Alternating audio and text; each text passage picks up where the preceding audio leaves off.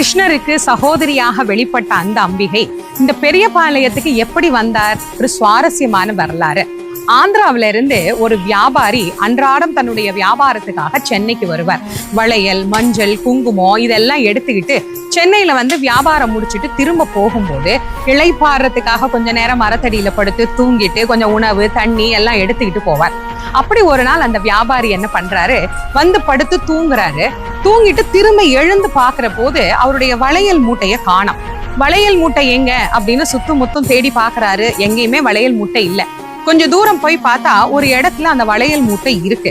தன்னுடைய வளையல் மூட்டையை இங்க யார் கொண்டு வந்து போட்டது அப்படின்னு அந்த இடத்துக்கிட்ட போய் அதை எடுக்கலான்னு போறாரு. சுற்றி நிறைய நாகங்கள். அந்த பாம்புகளை பார்த்தோன்னே அவர் பயந்துடுறாரு. நேரா அப்படியே தன்னுடைய வீட்டுக்கு போயிடுறார். இரவு அம்பாள்கிட்ட பிரார்த்தனை பண்றார். அம்மா, இது என்ன உருவம்னு எனக்கு தெரியல, ஆனா வெறும் நாகங்களா வந்து என்ன சூழ்ந்து கொண்டது, எனக்கு ரொம்ப அச்சமா இருக்கு, எதா இருந்தாலும் எனக்கு காட்டு அப்படின்னு சொல்லிட்டு அம்பாளை பிரார்த்தனை பண்ணிட்டு படுத்து தூங்குறார். அன்றைக்கு இரவு அம்பாள் பவானியாக அவருடைய கனவுல காட்சி தந்து சொல்றார், நான் தான் பவானி, நீண்ட காலமாக இதே இடத்துலதான் இருக்கேன், என்னை நீ வெளியே கொண்டு வா, உன்னையும் உன்னை சார்ந்தவர்களையும் என்னை வழிபடுபவர்களையும் நான் நல்லா வாழ வைப்பேன் அப்படின்னு அவருக்கு கனவுல சொல்றார். அடுத்த நாள் தன்னுடைய கனவை உற்றார், உறவு, நட்புன்னு எல்லார்கிட்டையும் சொல்றார். எல்லாருமா சேர்ந்து வந்து பார்த்தா நேற்று பயமுறுத்திய அந்த நாகங்கள்லாம் இன்னைக்கு அவருக்கு வழிவிட்டு ஒதுங்கி நின்றது. போய் அந்த வளையல் மூட்டை எங்க இருக்கோ அந்த இடத்துக்கிட்ட இருக்கிற புற்றுக்கிட்ட போய் பாக்குறார்.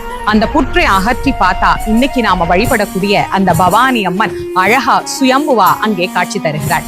ஏற்கனவே கனவுல தாந்தாம் பவானி அப்படின்னு சொன்ன காரணத்தினாலையும் தனக்கு சங்கும் சக்கரமும் இருக்கு அப்படின்னு அம்பாள் உணர்த்திய காரணத்தினாலையும் இந்த அம்பாளை சங்கோடும் சக்கரத்தோடும் பவானி என்கின்ற திருநாமத்தோடும் தனக்கு ஏற்ப தன்னால எப்படி வழிபட முடியுதோ அப்படி இந்த அம்பாளை வழிபட ஆரம்பித்தார்கள். அன்று துவங்கி அந்த பவானியினுடைய வழிபாடு இன்னைக்கு வரைக்கும் லட்சோப லட்சம் மக்களினுடைய குறைகளையும் கவலைகளையும் தீர்த்து வேண்டுவோர்க்கு வேண்டும் வரங்களை வழங்கக்கூடிய அம்பிகையாக அம்பாள் இந்த பெரியபாளையம் அப்படிங்கிற திருத்தலத்துல எழுந்தருளி அருள் புரிகின்றார்.